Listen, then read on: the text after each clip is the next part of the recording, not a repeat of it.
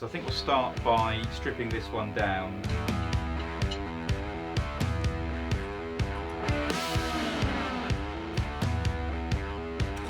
That should be everything that I need off of this engine.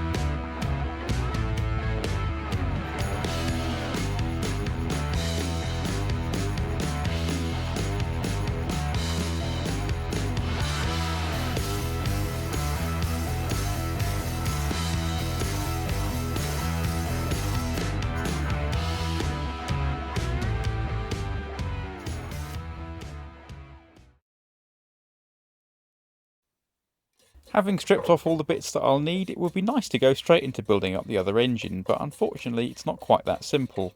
Most of those pieces require some form of repair before they can be used. Starting with the sump here, you can see it has quite severe rust around the top edge and also on the bottom face, so I need to clean off all the gunk that's built up over the years so I can see just how bad it is. I'm using paraffin here as a degreaser, which is really good at getting off the layers of oil which have been caked on.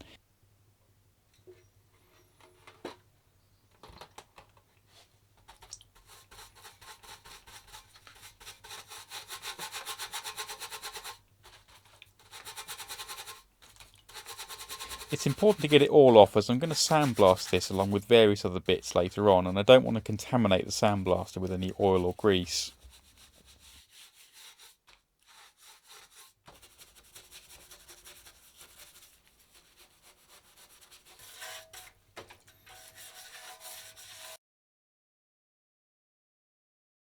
That's looking a lot better, although the other side is now looking a lot worse. You can really see how badly it's rusted. I'm just hoping it hasn't gone through anywhere. As well as the sump, there's several other pieces which also need blasting, so before I get onto that I need to strip those down as well so that they're ready to go. These aluminium parts suffer particularly because they're part of the cooling system, which can be a very harsh environment. Although these are full of limescale and muck, as long as the pitting isn't too bad then they will be reusable, but I won't know for sure until they're blasted. The hose clamps used here are those one-use crimp types that Renault used quite a lot. There's no easy way to undo them and they can't be reused, so the method I use is to cut the crimped section off with cutters and then unpick the rest of the clamp away from the hose. Now I know these hoses don't look great, but none of these are available new, so I'm hoping I can reuse as many as I can, so it's important not to damage them. As long as they aren't cracked or split, then they should be okay to use again.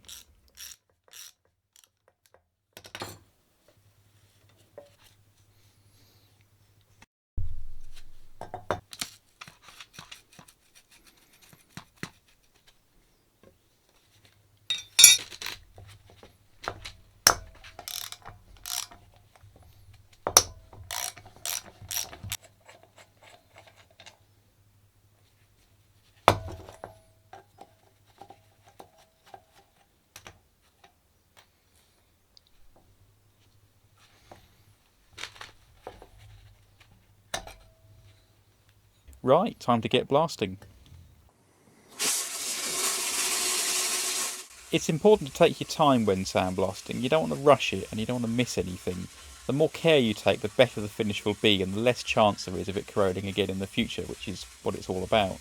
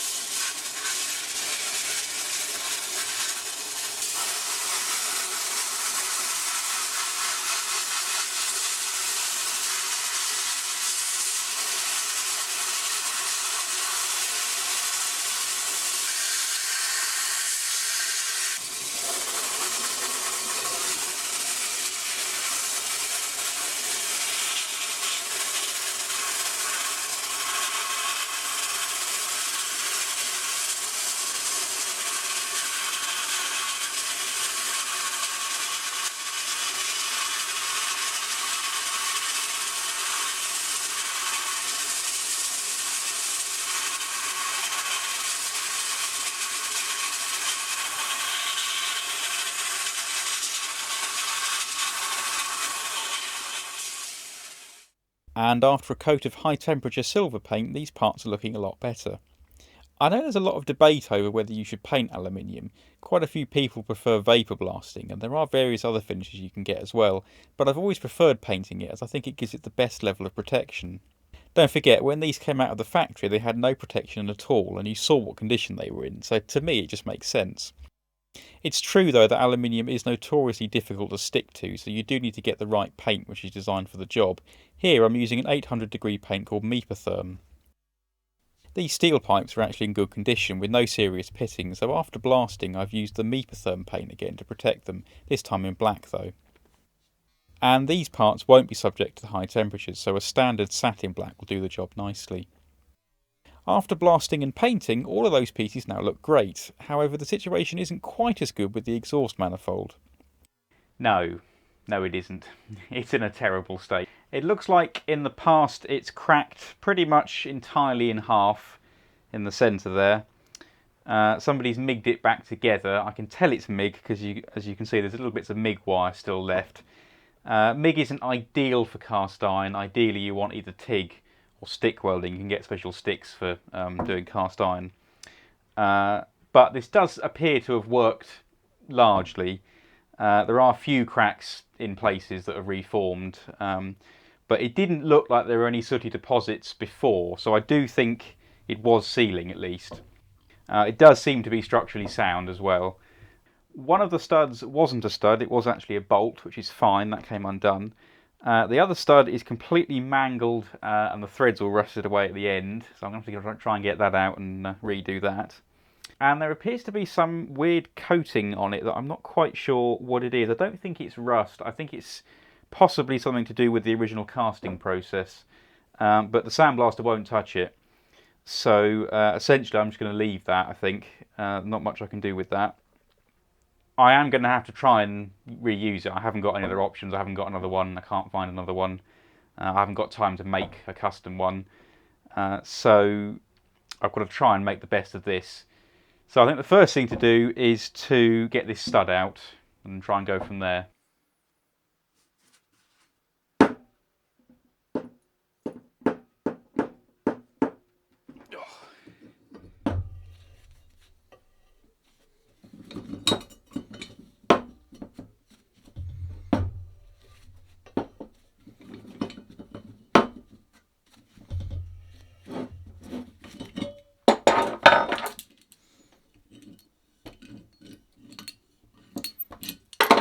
I'll be honest, I was expecting it to shear off, so that's a bit of a result there.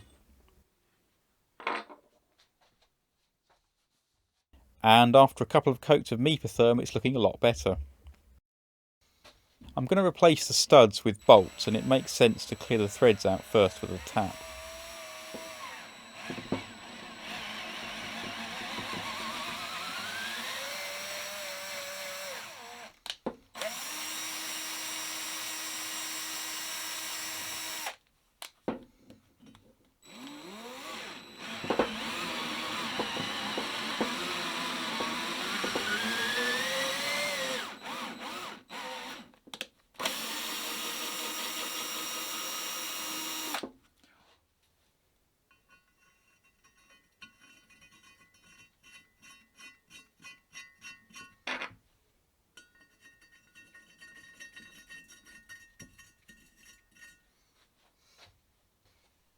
And a new mesh ring should help prevent any leaks.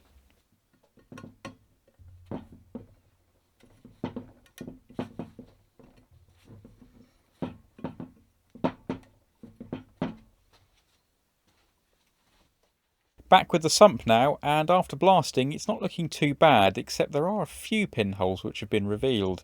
These are fairly localised though, so some spot repairs with the MIG welder will sort them out.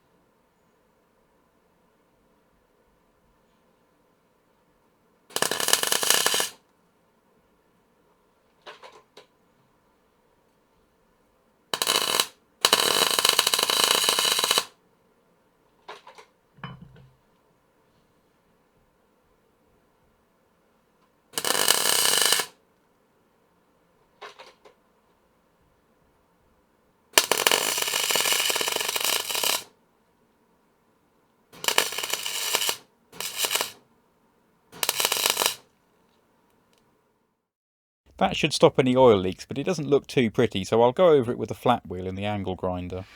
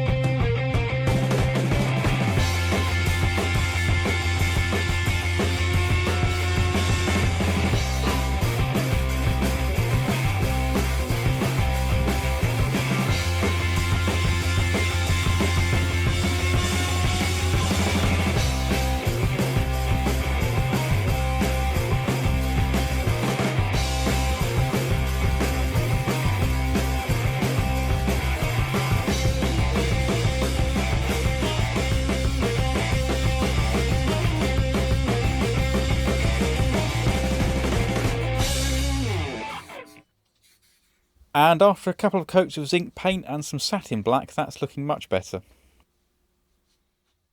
The dipstick tube wasn't in bad condition, so I've just cleaned and degreased it. And the dipstick itself did have some pitting on the end, so I've cleaned that up with the grinder, so that's now all ready to go. The last major component then is the intake manifold, which is actually in pretty good condition. I could put it straight on as is really, maybe give the gasket surfaces a bit of a clean, just to make sure I get a good seal. But there is one job I'd like to do on it, which is because at some stage I would like to do an LPG conversion on this engine, and so I'm going to need the 4 holes in the manifold for the injectors. So it makes sense to do that now while it's off the van. You've got perfect access, it's much easier than trying to do it in the van. So I think that's my next job. I won't go too much into the details of doing an LPG conversion. I do plan on covering this sometime in the future, but all I'm doing here is drilling the holes ready to take the gas injector nozzles when I do the conversion. Their angle and positioning is quite important, so I'm drilling them so they match my other van, which I converted a few years ago.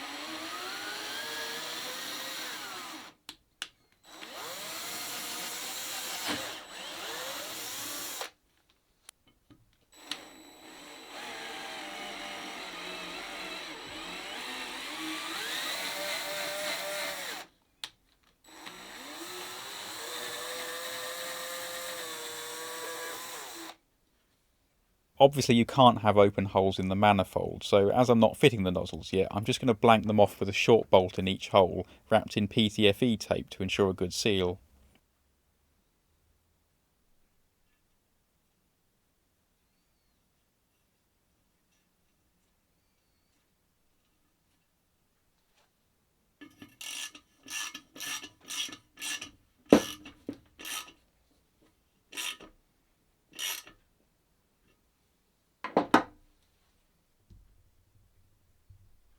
This is the aluminium sump which came from that new old stock engine I mentioned before. Having taken the sump from this engine, the previous owner fitted this aluminium one back just to stop any dirt getting in. That wasn't actually the only difference with that new engine, and he had to do a few more modifications to make it work in his Trafic. He sent me a few photos, and here you can see the issue he faced with the thermostat housing. Because it was designed for a different application, it didn't have the hole in the side of the head where the housing bolted onto. He did initially think he would have to take the head from this engine and swap it over, but after a bit of deliberation he decided to cut the hole out himself. I have to say I'm not sure I would have been that brave, but it did all work out and he was able to fit the housing correctly. Back with this engine, and having removed the aluminium sump, I need to clean up the surface to make sure the new gasket seals properly.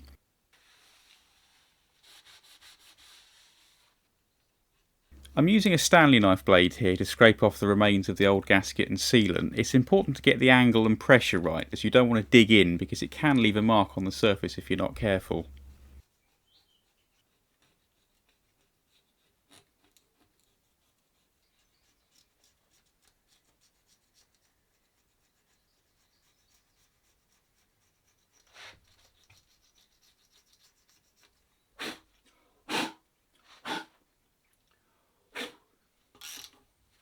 And the final part left over from that new engine is the oil pickup. This one has a longer tube which was designed to work with the aluminium sump, but it's too long to clear the steel sump, so I need to swap it over with the pump from the other engine.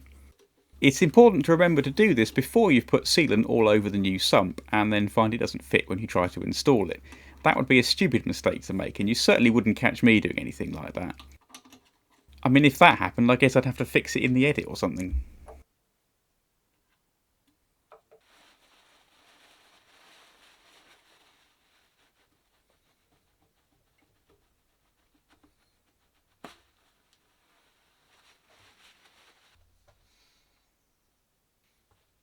Although a lot of bits on that other engine had suffered from surface rust, the oil pump had retained a sheen of oil all over it, so luckily it was still in perfect condition.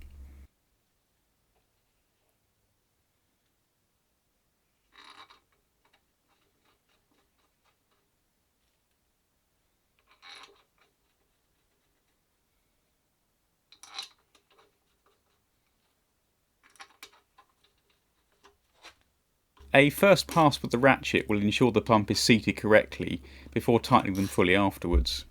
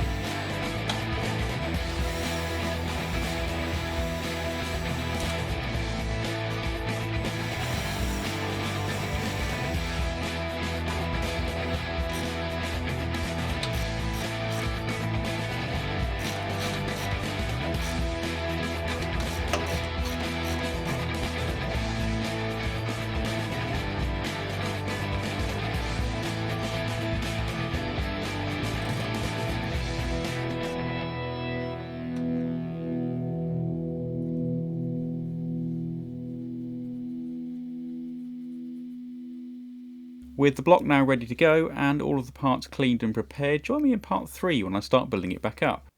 I just hope there's nothing missing that I've forgotten.